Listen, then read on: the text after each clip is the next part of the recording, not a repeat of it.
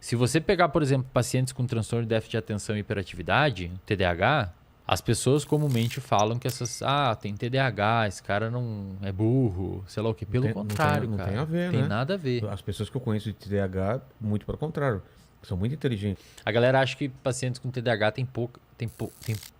é desatento. Na verdade, não, Vilela. Eles são muito atentos. Esse é o problema deles.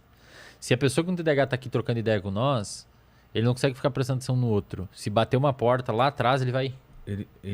Ele tá prestando atenção em muito. É. A verdade, o problema é o foco, né? Exato, ele não consegue jogar a atenção dele para um Toda lugar. para um lugar. E, cara, tem bons estudos. Primeiro, essa pessoa ela tem uma diminuição da dopamina do córtex pré-frontal. Então, o córtex pré-frontal é a região envolvida com a atenção. Tá. Pensa comigo, Vida. Lembra do que é dopamina? Motivação? Você ficar motivado em algo? Se você tem uma leve diminuição, sabe aquela dopamina tônica, não os picos, a tônica? O TDAH tem um pouquinho menos. A tônica é aquela que é jogada para você constantemente no mesmo nível, tá? Perfeito, a residual, aquele restinho. O TDAH tem um pouquinho menos. Ah, é? Aham. Então, ele meio que não tem motivação de ficar com foco atencional em um único lugar. Tá. Então, por exemplo, paciente com TDAH, ele vai pegar um livro para ler, ele não tem mínimo de motivação para ler 10 páginas daquilo. Daí ele vai na geladeira, aí ele pega o telefone, aí ele fala com alguém, e aí quando ele passou 5 horas, ele não leu o livro. E aí o que normalmente as pessoas fazem nisso, quando o TDAH é tratado, principalmente desde o início, que é o ideal, restabelece essa dopamina com medicamento. Ritalina, Venvance, medicamentos para TDAH. Como que a pessoa sabe que ela tem TDAH? Que exame que mostra isso?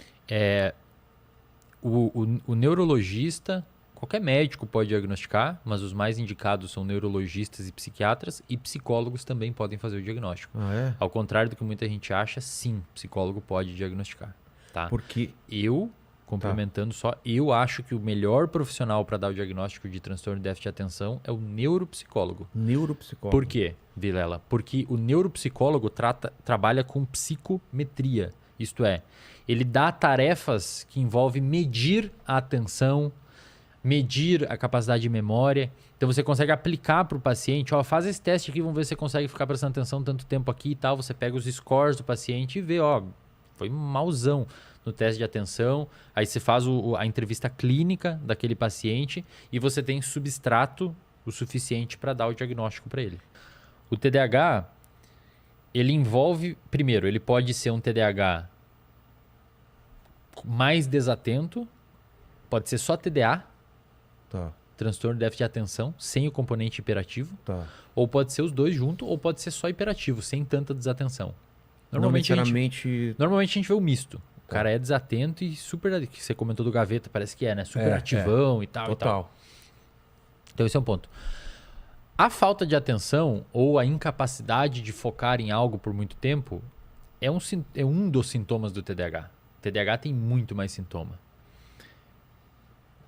Insisto, só um clínico consegue fazer o diagnóstico de TDAH. Não se autodiagnostique agora baseado no que eu vou falar. Quando você abre o DSM, tem vários itens lá que você tem que dar check para diagnosticar com TDAH.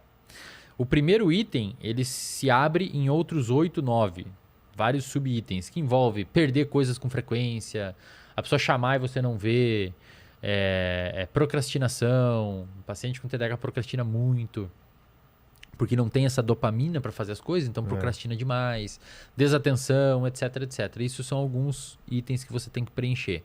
Só que tem outros itens, cara, que são extremamente importantes. Pensa assim, se a gente pegar 100 pessoas e perguntar para elas aqui, quem que perde as coisas com frequência? Cara, 100% vão falar. Total. Quem aqui é meio desatento? 100%.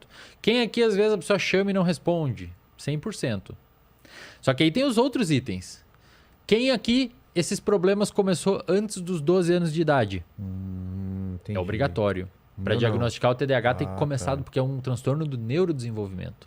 Tem que ter começado lá atrás. Então, desses 100%, cara, sobram uns 30, digamos assim. Eu sou desatento desde pequeno. Quem aqui tem essa desatenção em mais de uma área da vida?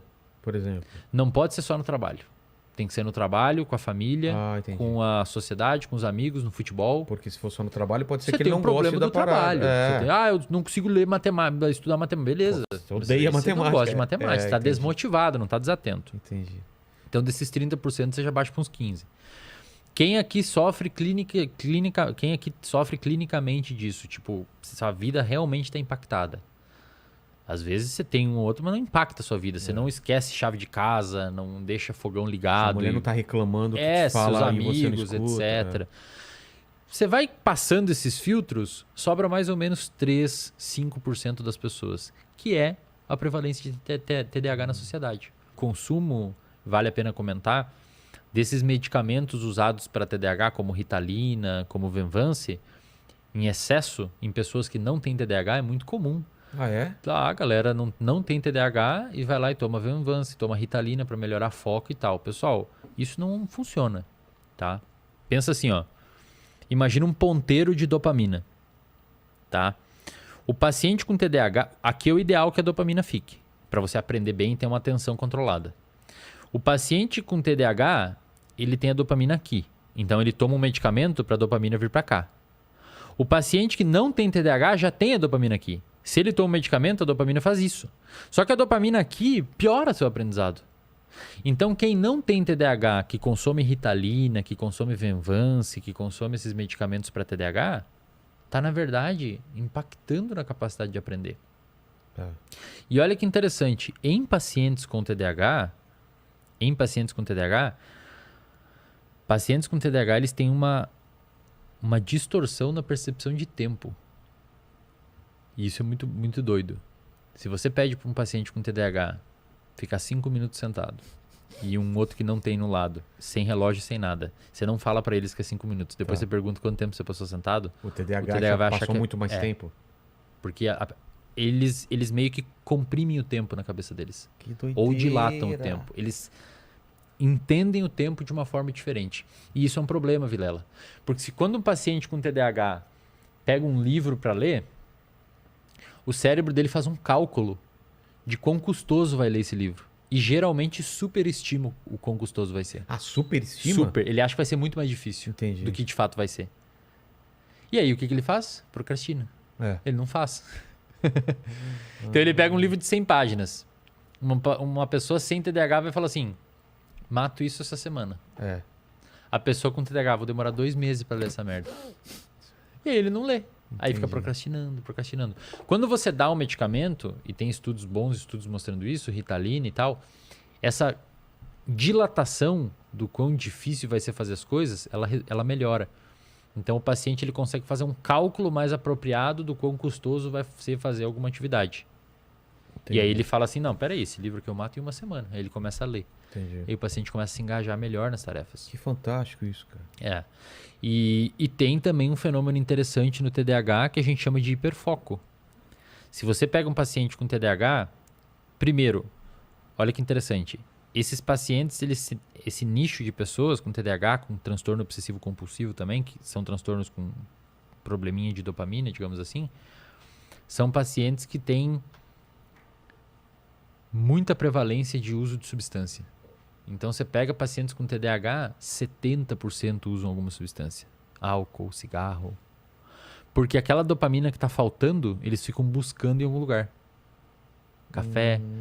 Então, já que... Você entendeu? Já que eu tenho uma dopamina tônica mais baixa, aquela residual, eu vou precisar. E daí eu preciso comer, eu preciso fumar um cigarro. Café, né? Gente que é viciada em café. Normalmente, pessoal que escreve muito, que edita, que não sei o que, faz um trabalho assim. É muito café, né? É muito... Ou energético também, né? Também. Então, você vai ver essa população de pessoas com TDAH, são pessoas que comumente usam muita substância. Digamos que eles estão em busca da dopamina faltante, uma coisa assim. Só que, cara, às vezes esses pacientes, Vilela, encontram essa dopamina num comportamento. E aí eles ficam hiper motivados em fazer algo. Eu tenho um paciente com TDAH que fica hiper motivado com... Corrida. Detectar padrões em números. E adivinha com o que ele trabalha? Mercado financeiro. Nossa! E o cara fica 12, 14 horas enfiado no computador, tem que pedir pra alguém lá dar comida pra ele, senão ele não come. E é milionário. Total. Então, sabe quem que tem TDAH? Michael Phelps.